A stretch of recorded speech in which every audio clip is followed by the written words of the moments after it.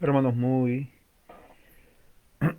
buenas tardes, o no, buenas noches. Tengo las 7 de la noche con un minuto. ¿Me pueden escuchar bien? Hoy día vamos a hablar de un tema muy pertinente en cuanto a lo que tiene que ver con la reforma. Ya saben que este mes en el mundo protestante, ah, inclusive en el mundo católico también, los que saben, porque no lee, el ignorante no sabe. 31 de octubre, que prácticamente va a ser la semana que viene, es una conmemoración, diríamos, en cuanto a lo que Martín Lutero hizo en 1517 al poner sus 95 quejas o tesis, diríamos, principales en contra de la venta de las indulgencias de el papado con el fin de recaudar dinero para la construcción de la Basílica de San Pedro, la que actualmente está en Roma. Ahora, hay mucha historia, sinceramente, cantidad de historia. Estaba leyendo eh, la historia todo este tiempo. Muy buenas noches, Liliana. Estaba leyendo la historia y bueno, hay mucho que leer, mucho que estudiar, que aprender, que analizar, sinceramente. Hoy en día ya pasaron ya que más de 500 años y de lo que fue Lutero las condiciones han cambiado, la Iglesia Católica sigue, ya no es como antes en su afán, diríamos, militante de perseguir, de quemar, ya no hay eso, ya no existe eso. Más bien, diríamos, ha perdido poder desde ese momento. El protestantismo ha crecido, se ha multiplicado de una forma increíble. Nuestro hermano Juan Pablo Garro, saludos, bienvenido. Eh, entonces, en su crecimiento del movimiento protestante ha surgido no solamente de Lutero, sino también Calvino, ¿no? Entonces, cuando muere Lutero, Calvino entonces se expande y solidifica y define lo que es la reforma en sí. Lamentablemente, tengo que decir, lamentablemente, el fanatismo de los seguidores de Lutero, ¿no? O sea, quiero que vean esto, quiero que vean esto, ¿ok? Nuestra hermana Ana Parada, quiero que vean esto.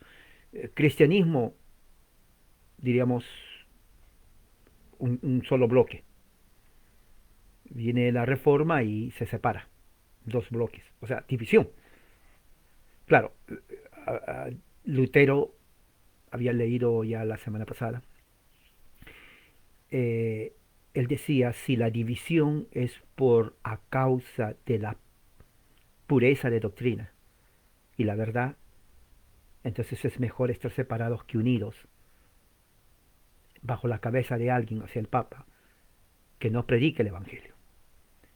Ahora, esto es muy importante que sepamos. Pero el peligro que se corre, el riesgo que corre eso, es que al dividirse, así como en esta mano hay 5 dedos, también corre el riesgo de que esa parte dividida, al no estar bajo el papado, entonces se subdividan. ¿Me entiende? Entonces, la historia del protestantismo en la parte, en el aspecto, digamos, negativo de su historia hasta ahora, son las divisiones que existe, ¿no? Dentro del protestantismo. Ahí mismo, en ese mismo siglo, cuando Calvino comienza a expandir la reforma en Ginebra, en Francia, ¿no? En Escocia, donde se establece el presbiterianismo, en Irlanda, en Inglaterra y otras partes de Europa.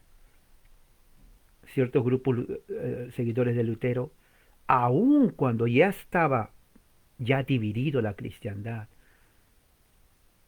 entre ellos comienza a haber ataques. Ahora, eso es a mi entender, producto de ignorancia y nada de cristiano. Hace un momento, hace 5 minutos, antes de entrar, vi en Facebook de,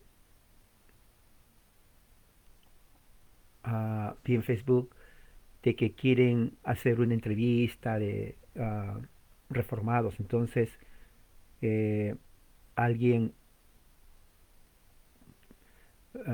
alguien estaba diciendo que puede,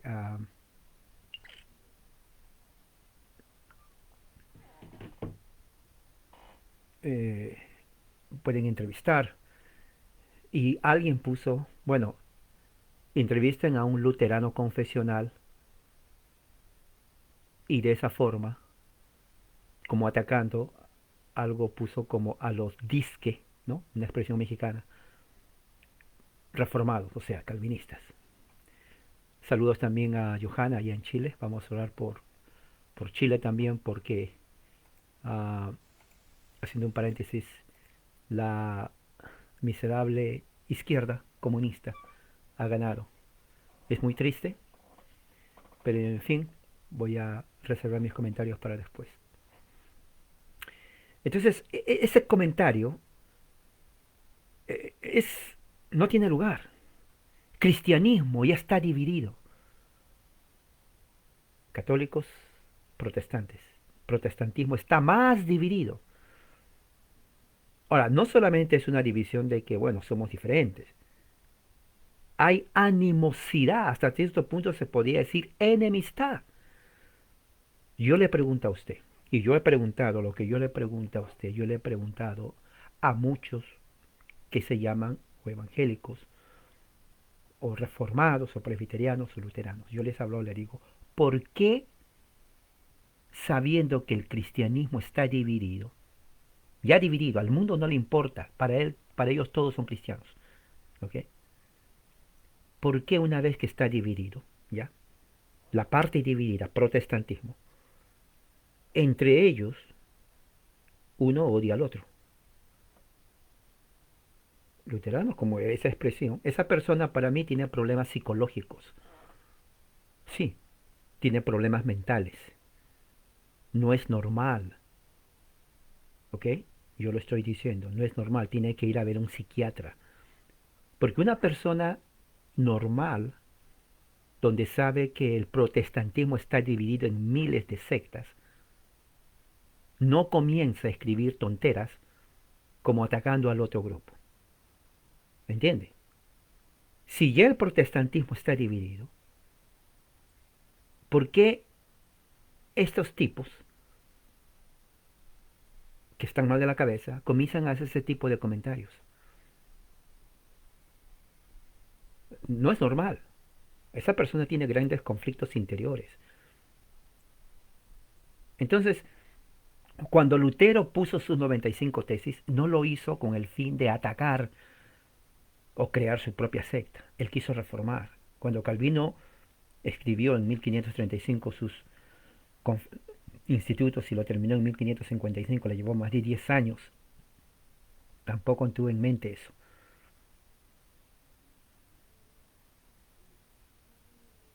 Entonces, ¿cómo creen ustedes? Yo les pregunto a ustedes, sinceramente, contéstenme, ahí pueden escribir.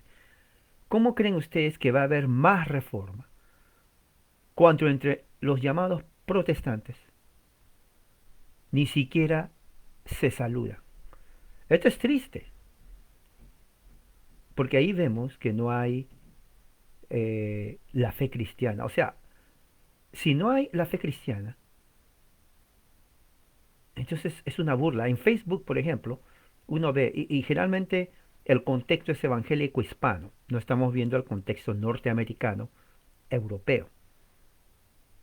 Sí, en Latinoamérica, México, Centro y Sudamérica, la tendencia a ser independiente es rampante.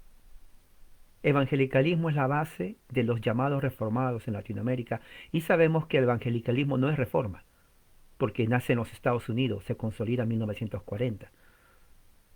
Menos de 100 años. Usted no nacía ni yo. Cuando va a México, Centro y Sudamérica, Usted nace en un hogar católico, tal vez usted acepta el evangelicalismo, ellos lo llaman aceptar a Cristo, pero en realidad es aceptar el evangelicalismo porque usted ya nace en una cultura cristiana católica. ¿Ok? Eso se tiene que enfatizar bien. Ese es el aspecto sectario del evangelicalismo. Les hacen ver de que a partir de ahí ya empieza el cristianismo. No, no es así. El cristianismo tiene mucho antes que empiecen en los Estados Unidos, inventen. El evangelicalismo es una invención americana. Invención, repito otra vez. Invención. Lo voy a poner para que usted hable, ¿no?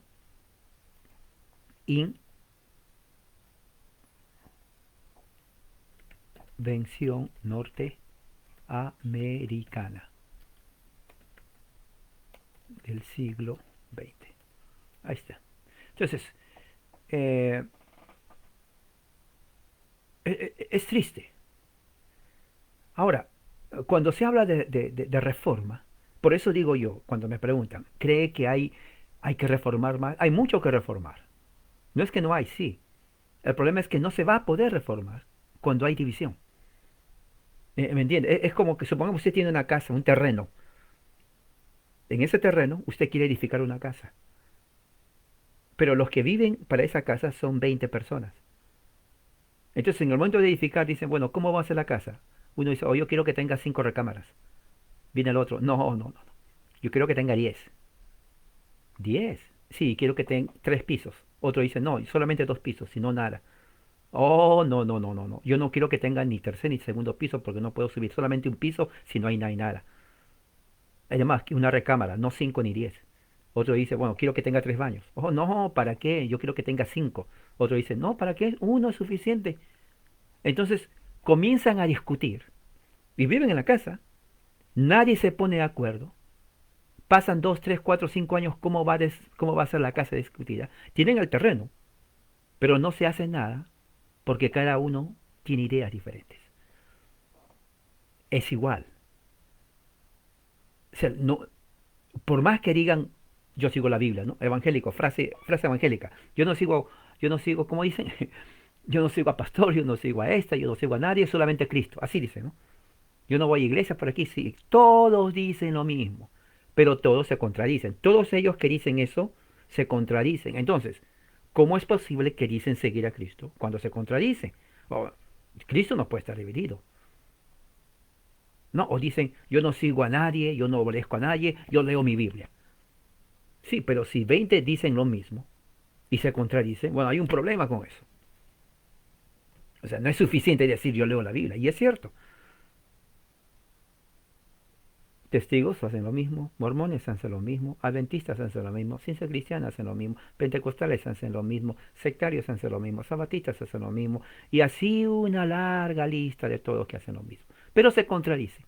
Bueno, si leer la Biblia sería la solución, solamente, no, porque hay contradicción. Es más, la Biblia dice, si estuvieran leyendo la Biblia, que es necesario reunirse, y que hay maestros que Dios puso en su iglesia para que les enseñe. Entonces, es una contradicción aquel que dice, yo no sigo a nadie, solo la Biblia, porque si lees la Biblia dice, obedece a tus pastores o a tus obispos. Entonces ahí ya vemos un problema, porque eso es el evangelicalismo. Eso es el evangelicalismo. El pastor puede enseñar una cosa y los evangélicos pueden pensar otra cosa. Así es. Así es. Así es el evangelicalismo. Lamentablemente así es. Entonces, por eso creo que sí hay necesidad de reforma, pero no puede haber una reforma mientras cada uno entre ellos no se llevan entre sí. Es más, cuando si se llevan, aunque se lleven entre sí, diferencia de, de doctrina. Por ejemplo, yo soy presbiteriano reformado, el evangélico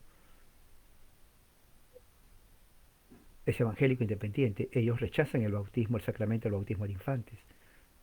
Nosotros creemos en el bautismo de infantes como sacramento, como algo que la Biblia enseña de acuerdo al pacto abrámico. El evangelicalismo no es pactual ni confesional. Entonces, si alguien quiere entrar a una iglesia cristiana, mi convicción me va a hacer que venga a la congregación donde yo estoy.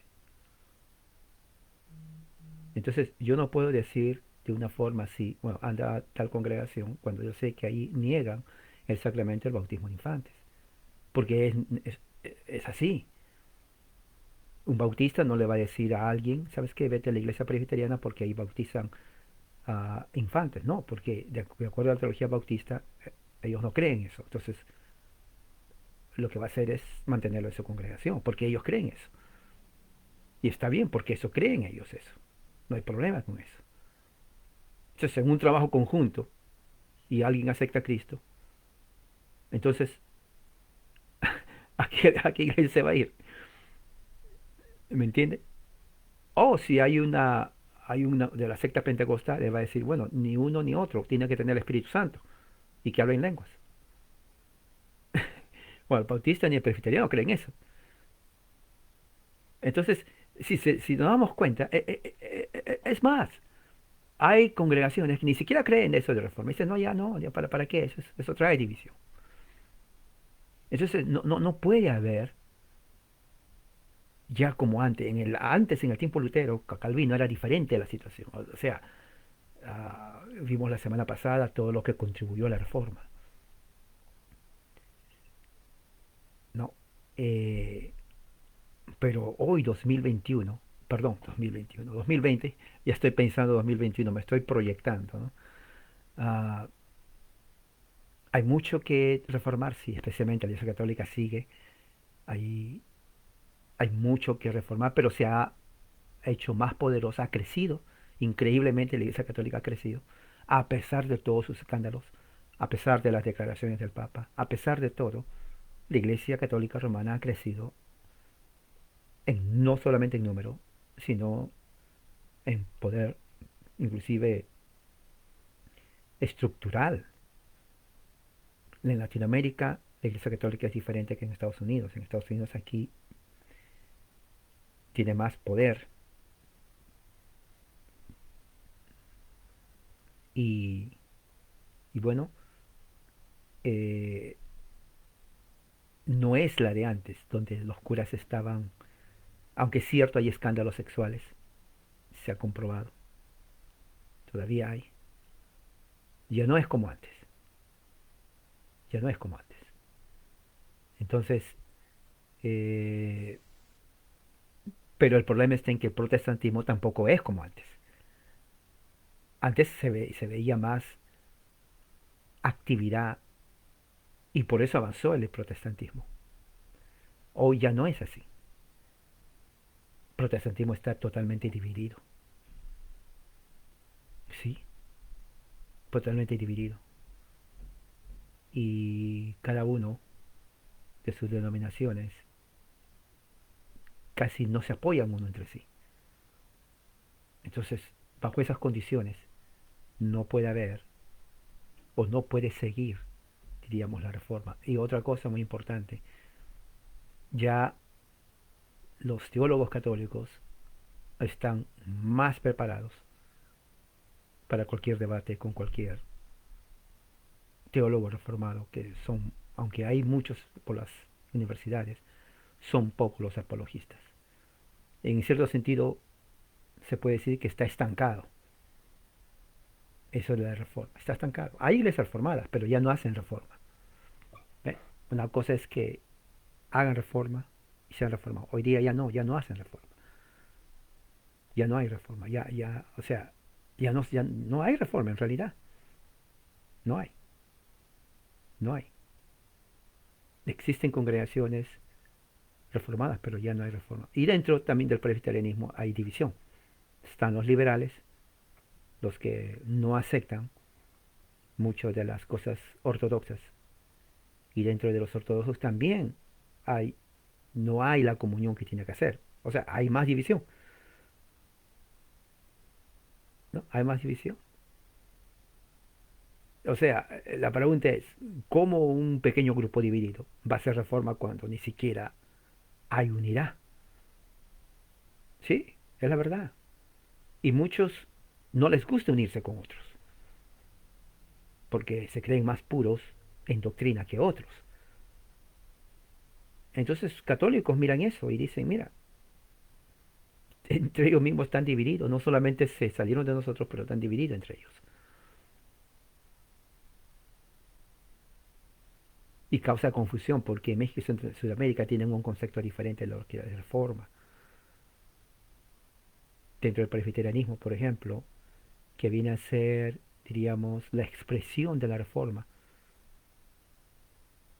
que entró, se estableció en Escocia, Irlanda, Inglaterra, en muchos países, y llegó a los Estados Unidos. No hay, diríamos, la unidad que tiene que haber. Y eso es terrible, ¿no? En México, Centro y Sudamérica, el presbiterianismo es evangelicalismo prácticamente. Se ha diluido la verdadera liturgia en ese aspecto. Entonces, uh, la liturgia original ya no se es más evangelicalismo. ¿Cuál es la diferencia? Evangelicalismo es un movimiento que nace en Estados Unidos, vuelvo a decir, vuelvo a repetir, 1940. Se establece ahí. Se hace famoso con las predicaciones de Billy Graham. ¿No? Usted ni yo nacíamos. Y es la clase de cristianismo norteamericano que va a México, Centro y Sudamérica. Eso es lo que va para allá. Entonces muchos, ya sea porque decepcionó al catolicismo, porque les gustó la forma novedosa del evangelicalismo, muchos se hacen evangélicos, pero casi no conocen la verdadera reforma. Y sí, todavía hay reformas, iglesias reformadas, presbiterianas históricas, pero lamentablemente les falta la fuerza de lo que fue hace siglos atrás. Y mientras no haya, ¿qué le puede decir? Compromiso, unidad, entonces no va a haber mucha fuerza, mucha influencia. Esa es la verdad. Eso es la verdad, ¿no? Y al mismo tiempo va a haber más aparición de grupos independientes evangélicos, sectas. Por eso, ¿se acuerda que ayer les puse la división? Sectas son secciones, partes, grupitos. Eso es una secta, así como la pizza. Sectas que aparecen, independientes. Eso hay que tener en cuenta. Quiero leer con ustedes, compartir parte del libro de el directorio de adoración pública original de la Iglesia Presbiteriana, que fue escrita al final de la Asamblea de Westminster en Inglaterra, porque ahí nos dice exactamente cuál es la liturgia en cuanto a creencia del presbiterianismo original. Eso es reforma. Cuando Lutero pone es el inicio, pero se consolida con Juan Calvino. John Knox estaba en Ginebra cuando va a Escocia en 1560 y los otros ministros más, la Asamblea de Escocia, ¿no? En ese entonces acepta el presbiterianismo, ¿no? como, ah, eh, como la religión oficial de Escocia. Humberto Lovera dice, poderoso evangelio de la gracia de nuestro Jesucristo, Señor Jesucristo, une a la iglesia profesante. Y esto independientemente de la denominación. Sí, no, yo entiendo eso. Eso se ha venido diciendo inclusive por años. Eso lo he escuchado por años, Humberto. Eso lo he escuchado por años. Pero eso, aunque conceptualmente se acepta de una manera, diríamos, intelectual, que lo creemos. En realidad, si eso no se plasma en una práctica, en una praxis, entonces no tiene significado, queda solamente como una confesión. Eso es el punto. O sea, yo tengo tantos años el evangelicalismo, más de 20 años de evangelicalismo, he trabajado con ellos, ahora de reformado, presbiteriano reformado. Veo, y es triste en el sentido de que, aunque se crea eso intelectualmente, no hay lo que lleva a que la reforma siga. Eso se tiene que entender. Porque no se puede decir independientemente de la denominación. Bueno,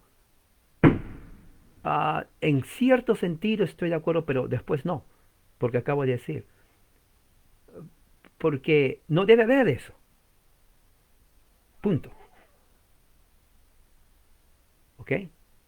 No debe haber eso, porque denominación implica una separación de algo. Por ejemplo, dentro del presbiterianismo nomás, dentro del presbiterianismo, y eso sin contar el evangelicalismo que vino en 1940, que de Estados Unidos, no es de Europa, no de la Reforma, sino de Estados Unidos, no voy a contar eso porque hay miles de esas sectas. Pero dentro del presbiterianismo, cuando vino a Estados Unidos en 1690, 1630, 1640, ya ahí, antes del final del siglo XVIII, ya se había dividido el presbiterianismo. Ya, ya se había dividido entre aquellos que querían seguir la tradición escocesa y aquellos que no querían seguir la tradición escocesa, porque ya estaban en Estados Unidos. Claro, pero ¿por qué? Uno diría, ¿pero por qué? ¿Cuál es el problema? Bueno, el punto era de que los reformados presbiterianos querían mantener el pacto, o sea, los pactantes, de lo que se hizo en Escocia 1638 y 1643. Entonces la división vino en eso, porque dijeron, bueno, estamos en Estados Unidos, aquí nadie nos persigue, correcto, aquí no hay rey, correcto, aquí uno es libre, correcto, entonces no necesitamos los pactos. Entonces ahí vino la contención. Un grupo dijo, bueno, sí necesitamos los pactos. El otro grupo dijo, no, ya no, porque no estamos en Escocia. Entonces, en ese conflicto hay una ruptura. Entonces, al hacerse esa ruptura, entonces ya comienza, ¿no?, la tradición que es plenamente norteamericana de aquellos que siguen la tradición escocesa. ¿Ya ve? ¿Ya ve cómo empieza? Pero ahí no quedó la ruptura. Décadas después, los que estaban en Estados Unidos comienzan a tener más rupturas y más rupturas y más rupturas. O sea, ya para este tiempo 2020 hay mucha subdivisión dentro del presbiterianismo, al punto en donde, siendo presbiterianos, no pueden trabajar entre sí. Ese es el problema. Ese es el punto. Así que, si bien es cierto, ellos te van a decir sí creemos en el Evangelio de la Gracia, conceptualmente, intelectualmente, ellos dicen sí, lo aceptan,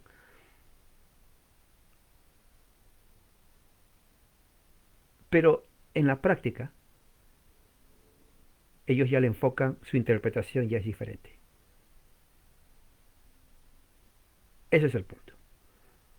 Y eso sucede no solamente en el presbiterianismo, en el campo bautista, yo he sido bautista, es lo mismo. Bautistas del norte, bautistas del sur, bautistas americanos, bautistas independientes. Y aunque son bautistas, muchos de ellos no se llevan entre sí. Fíjese, muchos de ellos no se llevan entre sí. Eso sucede también en la iglesia luterana, también lo mismo. Son luteranos, pero hay ruptura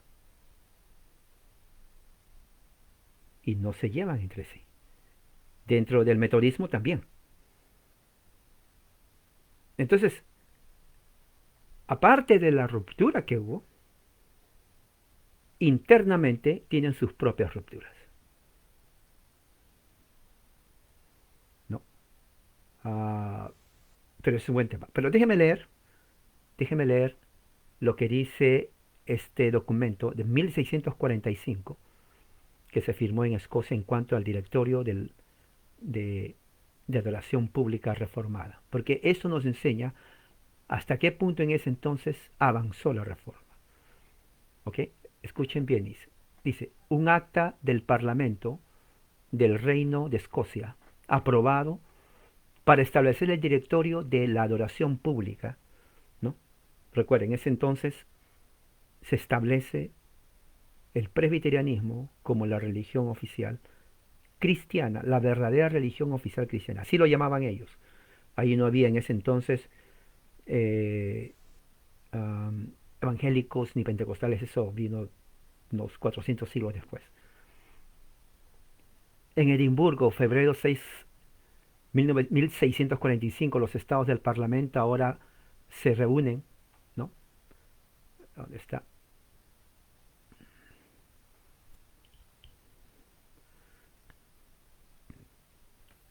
Se reúnen por la segunda sesión de este primer Parlamento en virtud de la última acta del Parlamento, ¿no? Por su Majestad y los Estados en el año 1641 y después de leer públicamente las consideraciones serias del acta bajo y escritas por la Asamblea General aprobando el siguiente directorio para la adoración pública de Dios en los tres reinos, Inglaterra, Escocia e Irlanda, últimamente unidos por el pacto y la liga solemne, juntos con la ordenanza del Parlamento, ¿no? En Inglaterra establecieron dicho directorio y el directorio en sí mismo para que con todo corazón y alegría estemos de acuerdo de dicho directorio, de acuerdo al acta de la Asamblea General aprobado por el mismo, el cual acto junto con el directorio en mismo a los estados del Parlamento, sin tener una voz contraria, ratificamos y aprobamos en todos sus principales entradas y artículos y interponemos y añadimos la autoridad del Parlamento de dicha acta a la Asamblea General y así ordenamos el mismo acta tener la fuerza, ¿no? de la ley y el acto del Parlamento y ejecutar para que de ahí sea establecido para observar dicho directorio de acuerdo a lo dicho en el acta de la Asamblea General en todos los puntos. O sea que este directorio, que es el directorio de adoración presbiteriana, el primero, ¿no? fue aprobado por la Asamblea General de Escocia. ¿Qué más dice? A ver, dice, tiene varios contenidos, más de 10 contenidos.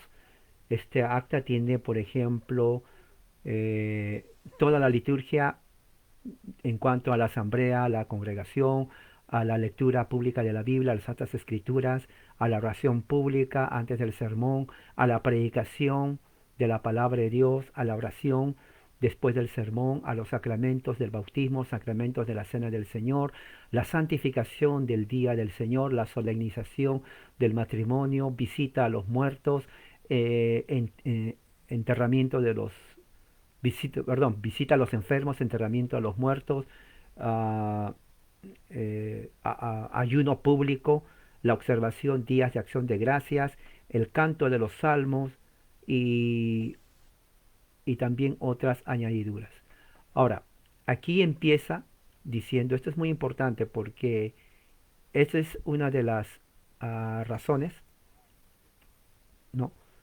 Aquí nos pone ese directorio, estamos a los 1641. Uh,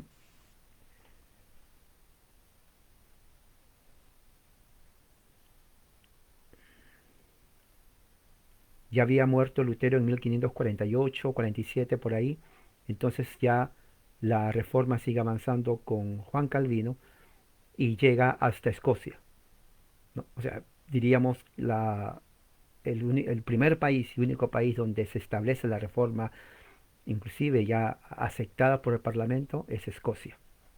Eso fue. Y lo mismo querían hacer en Irlanda e Inglaterra. El prefacio dice así, al principio de la bendita reforma, o sea, ellos reconocen que son herederos de la reforma de Lutero.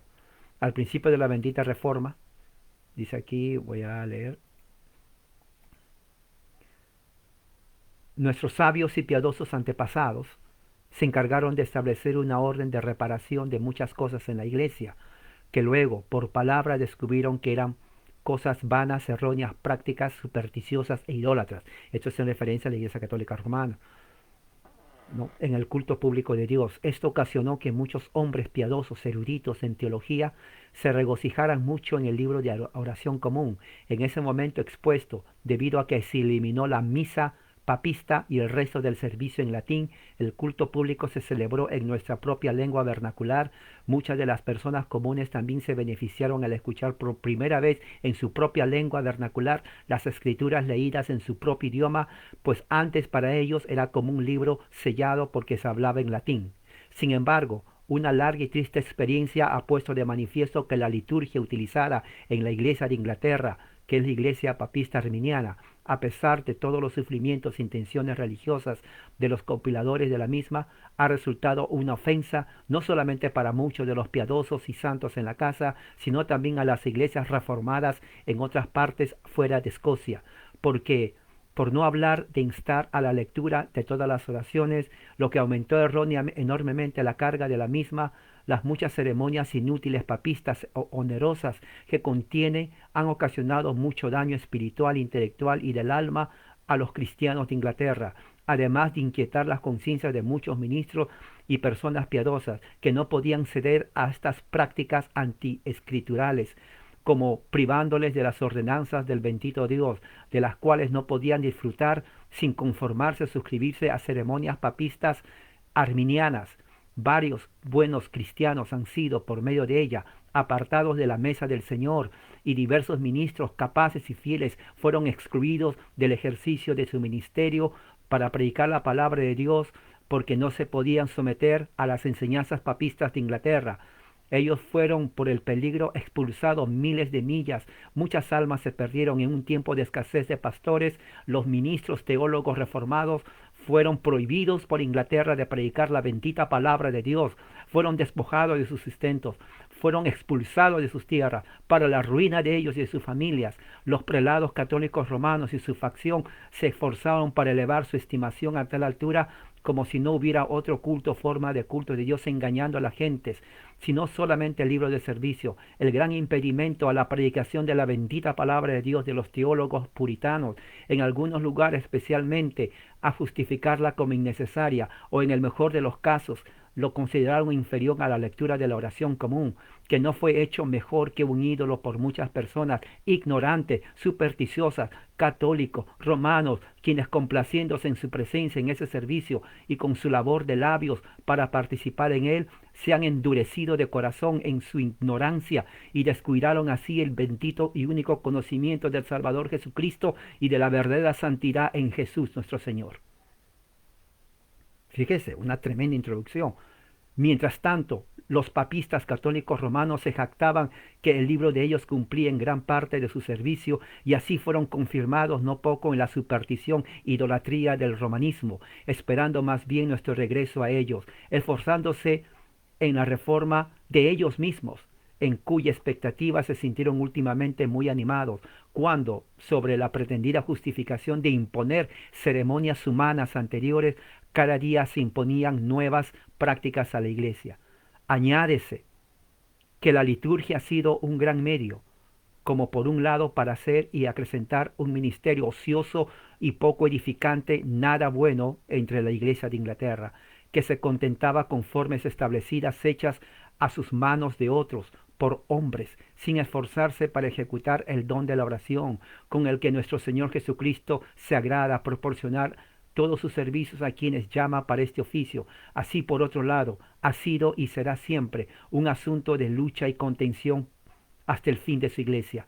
Es una trampa tanto para muchos ministros piadosos y fieles que han sido perseguidos, silenciados, han sido torturados en esa ocasión, como para otros de sectores esperanzados, muchos de los cuales han sido y más todavía estarían, son desviados de todos los pensamientos del ministerio a otros estudios, especialmente en estos últimos tiempos en los que Dios concede a su pueblo más y mejores medios para el descubrimiento del error y la superstición del catolicismo, y para obtener conocimiento de los ministerios de la piedad y dones a través de la predicación y la oración.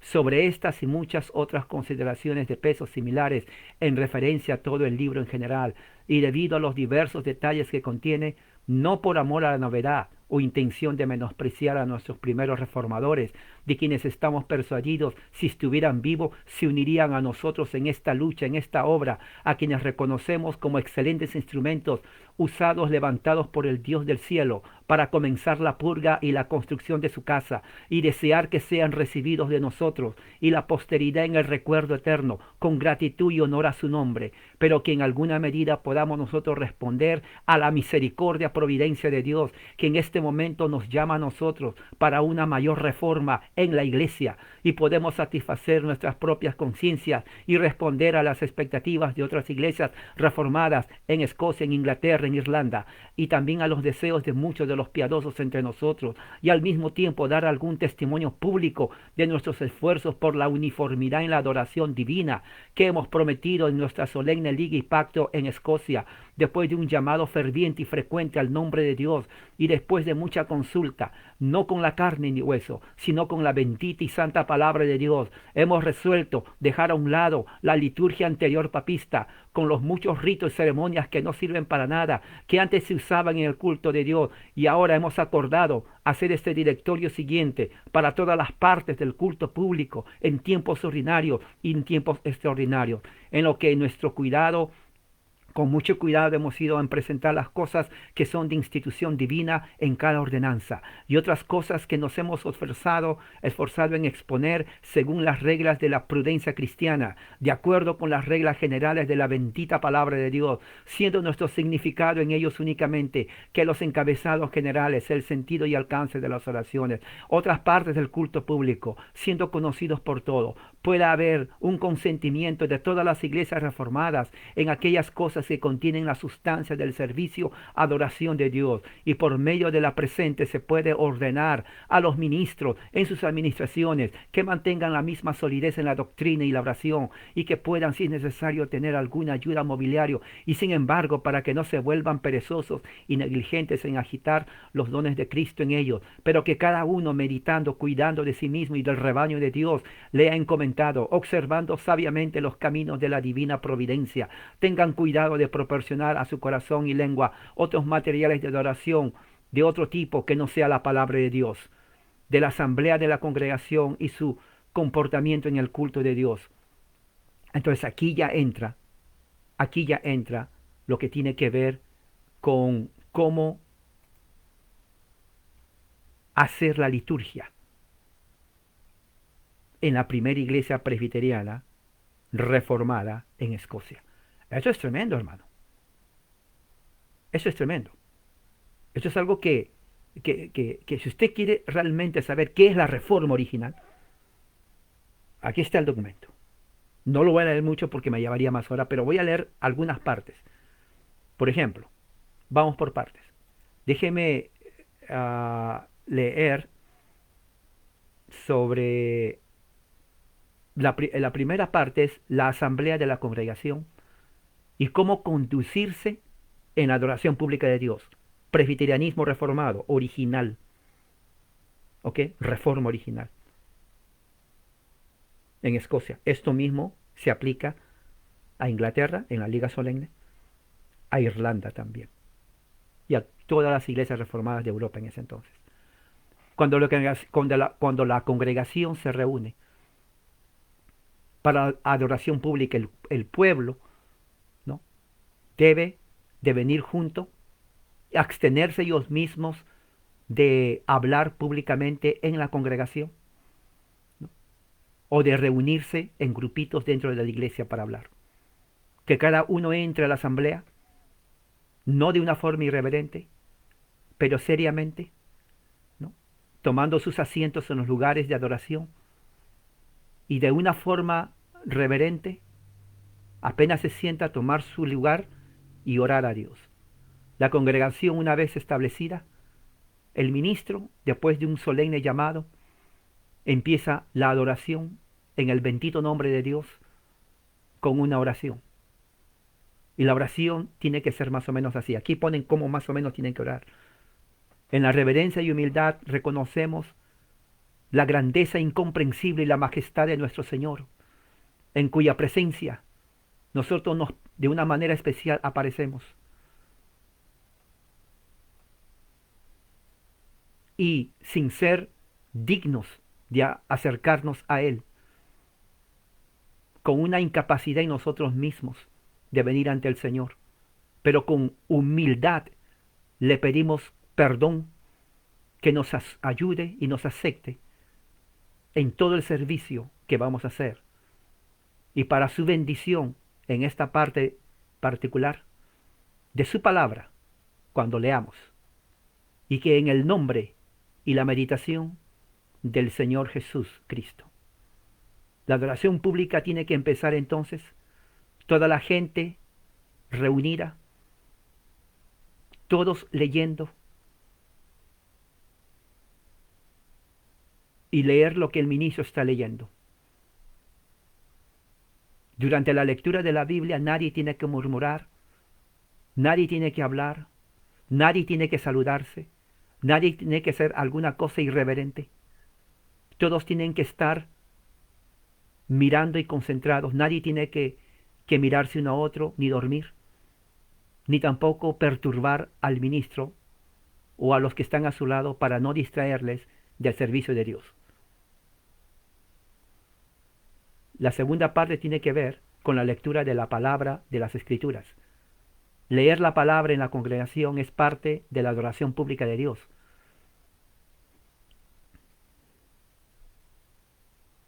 De donde nosotros reconocemos nuestra dependencia en Él y nos sujetamos a Él. Y es el medio para edificarnos en el nombre de Jesús.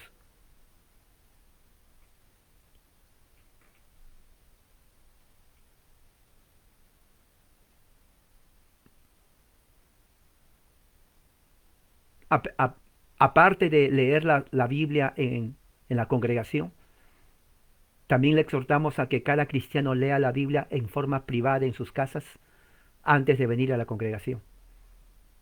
Si hay alguien que no puede leer, ya sea porque está incapacitado por edad o otra forma, entonces le exhortamos a que aprenda a leer y tener una Biblia o tener a alguien que le ayude a leer.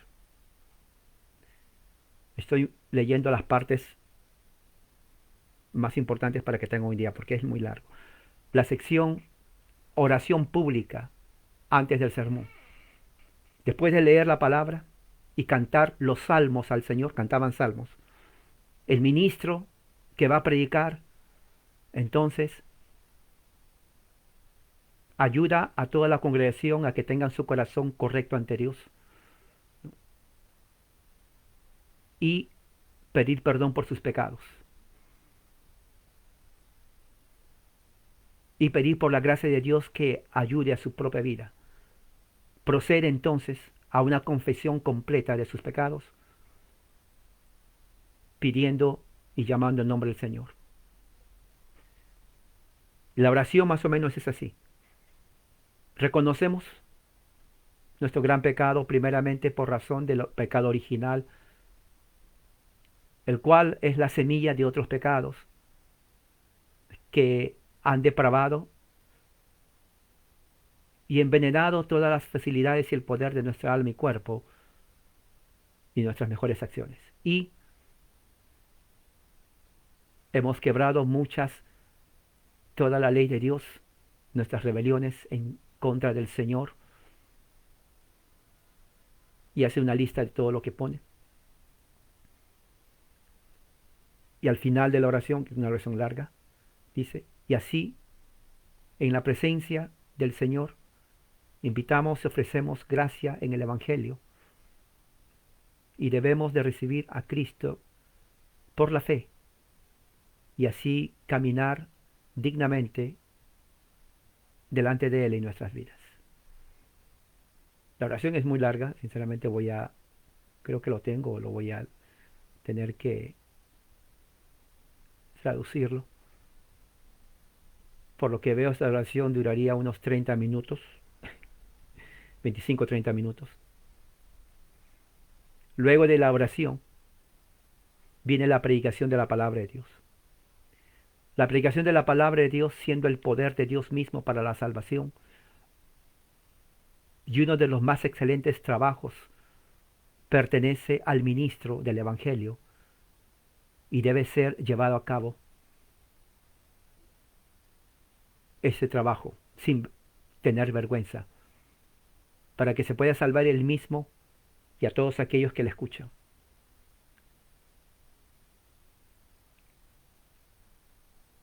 Se espera que el ministro de Cristo sea en gran medida dotado de este don de gran peso de servicio, que con sus habilidades en los idiomas originales de griego y hebreo y en tal arte de las ciencias, ¿no?, para la teología, por su conocimiento en todo el cuerpo de la teología, en toda la escritura, tenga todo su sentido y su corazón ejercitado en ellos,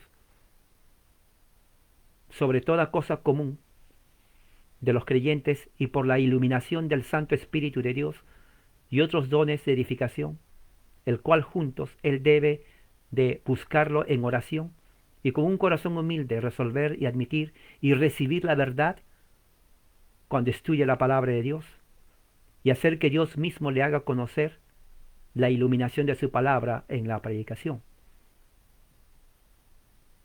Y todo esto para que haga uso en sus preparaciones personales, esto mucho antes que esté en el púlpito para que entregue el mensaje público que el Señor mismo le ha puesto en el corazón. Interesante.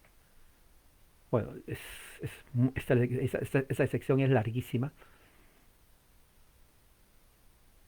pero lo que leí es una idea más o menos. Luego viene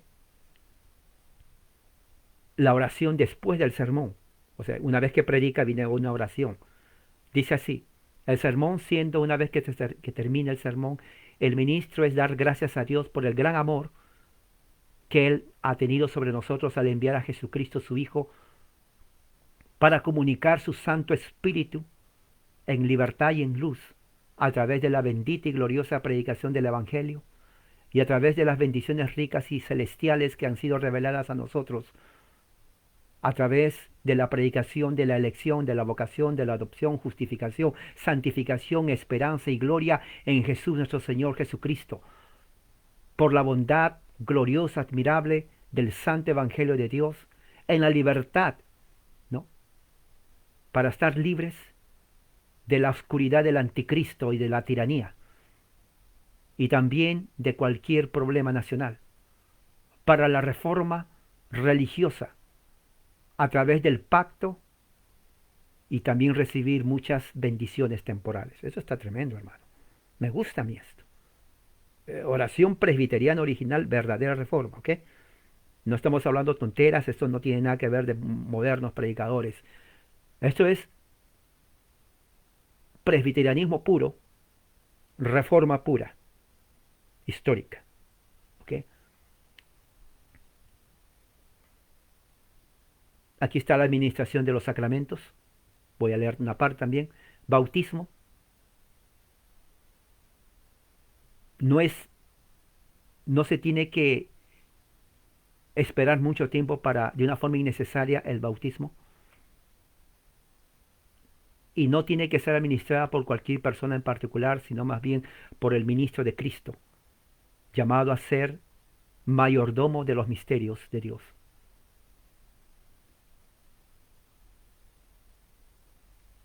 Y tiene que ser administrado en el lugar donde la iglesia se reúne. El niño que tiene que ser bautizado, después dar noticia al ministro un día antes, es tiene que ser presentado por los padres, ¿no? Y si no están los padres, tiene que ser presentado por un amigo cristiano en su lugar, profesando su deseo más profundo de que el niño sea bautizado, ¿no? Porque, recuerde, reforma es pactual. Somos hijos de Abraham y la gracia de Dios, el sacramento del bautismo, cuando los padres creen, entonces los hijos, la familia, entra al pacto y el señal, sello y señal del pacto es el bautismo. Y aquí hay unas palabras del bautismo que dice, voy a leer una parte, dice: el bautismo está instituido por nuestro Señor Jesucristo, que es el sello del pacto de gracia, para poder nosotros ser injertados en Cristo y en nuestra unión con Él. la remisión de los pecados, la regeneración, adopción y vida eterna, que el agua en el bautismo representa y significa la sangre de Cristo, el cual nos lava de todo pecado y nos santifica en virtud del Espíritu de Cristo en contra del dominio del pecado y de la corrupción de nuestra naturaleza pecaminosa. El bautizar se puede también poner agua en la cabeza, y cuál significa la limpieza del pecado por la sangre de Cristo, los méritos de Cristo, junto con la mortificación del pecado y también la resurrección a una nueva vida de entre los muertos, en virtud de la muerte y resurrección de Cristo, que es la promesa hecha a los creyentes y a su semilla, o sea, a los hijos, y que la semilla y la posteridad de los fieles que son nacidos en la iglesia. Es el sacramento original del bautismo, pactual reformado presbiteriano, que se hace a la familia y a los hijos. Esto también está un poco largo. Quiero ir a una parte aquí. ¿Dónde está?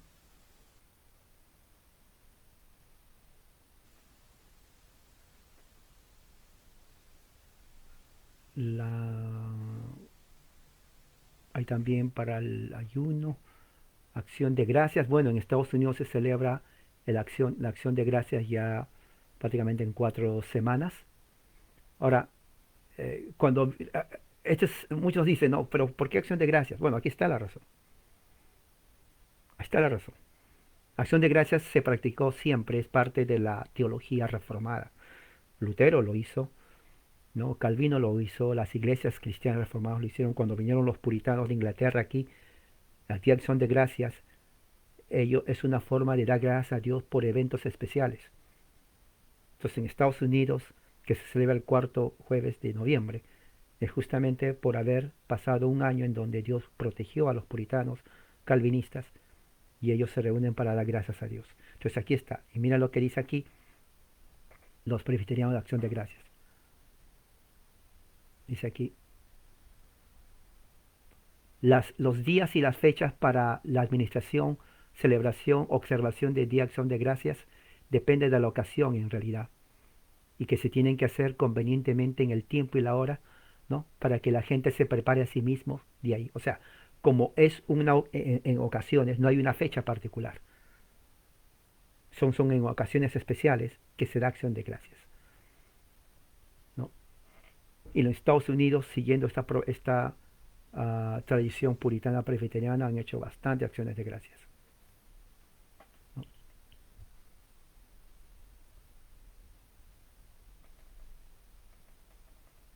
El sermón, por ejemplo, dice aquí, eh, se tiene que hacer un sermón, el predicador, ¿no? Es para predicar, exhortar con oración, ¿no? Y haciendo referencia especial al día, a la actividad o al evento especial, porque estamos haciendo acción de gracias. Y luego de eso se tiene que recordar las necesidades de la iglesia, del Estado, del país, inclusive del rey o presidente, ¿no?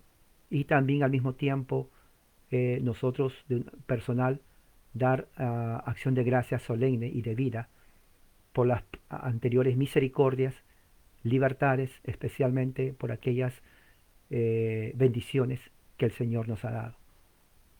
Y hacerle una petición humilde para que continúe el Señor dando bendiciones y renovando sus misericordias y gracias de acuerdo a nuestra necesidad. Y al mismo tiempo pedir por la santificación, la gracia santificadora, para que haga de nosotros el correcto uso de los dones. Y después de eso cantar un salmo que sea de acuerdo a la ocasión, de acuerdo a su misericordia, y al final despedir a la congregación con una bendición, ¿no? Conveniente, ¿no? De una forma espiritual. O sea, si se dan cuenta, todo eso ha sido parte de la reforma en Estados Unidos cuando vinieron los primeros puritanos, presbiterianos, peregrinos. Inclusive durante los primeros 300, 400 años era siempre acciones de gracia Así se fundó los Estados Unidos, ¿no? Con la influencia calvinista, presbiteriana, puritana. Es una historia fascinante. Luego, ¿qué más? Dice aquí, uh, Canto de los Salmos. Una de las cosas que se tiene que entender, reforma, presbiterianismo, puritanismo, en la liturgia verdadera, no son coros, son salmos, son salmos. Los signos que ellos cantaban eran los salmos. O sea, el verdadero presbiterianismo es eso. México, Centro y Sudamérica, presbiterianos tienen que entender. Evangelicalismo no canta salmos. Tienen en los seminarios antiguos del principio del evangelicalismo parte de salmos, pero también himnos. Pero reformados, presbiterianos, inclusive los bautistas primitivos, escúcheme si hay algún bautista por ahí, bautistas primitivos cantaban los salmos a capela, a capela. Y aquí en Estados Unidos hay bautistas primitivos que cantan solamente salmos. Yo los conozco. Ellos no aceptan a otro bautista norteamericano. Ellos siguen la tradición europea de cantar solamente salmos. Dentro de la reforma también. Presbiterianismo reformado original. No cantan coritos, ningún himno de compostura humana, solamente los salmos. Y eso es el original presbiteriano. Okay, esto es historia, eso yo no lo invento. Si usted quiere cantar valses o cualquier cosa, es de acuerdo a usted. Pero estoy diciendo lo que dice aquí la historia del presbiterianismo. Nada más. ¿Okay? Y yo conozco todos los argumentos porque he sido evangélico, bautista, trabajado con bautistas, egresado de la mejor universidad bautista aquí en California. O sea, conozco eso. Conozco eso. Y en la historia muestra que en el presbiterianismo original la liturgia constituye el canto de los salmos. Y así dice aquí. Es el deber, escuche, deber, no es sugerencia. Es el deber de cada cristiano alabar a Dios públicamente, cantando los salmos. Ahí está. Cantando los salmos en la congregación y también privadamente en la familia. Cuando se cante los salmos, la voz tiene que ser en buen tono, en una forma ordenada, siguiendo el compás de la canción. Pero el principal cuidado tiene que ser es cantar con entendimiento y con gracia en el corazón, haciendo una melodía para el Señor. Qué bonito. Para que toda la congregación se una y cada uno pueda leer y tener en su mano el libro de los Salmos.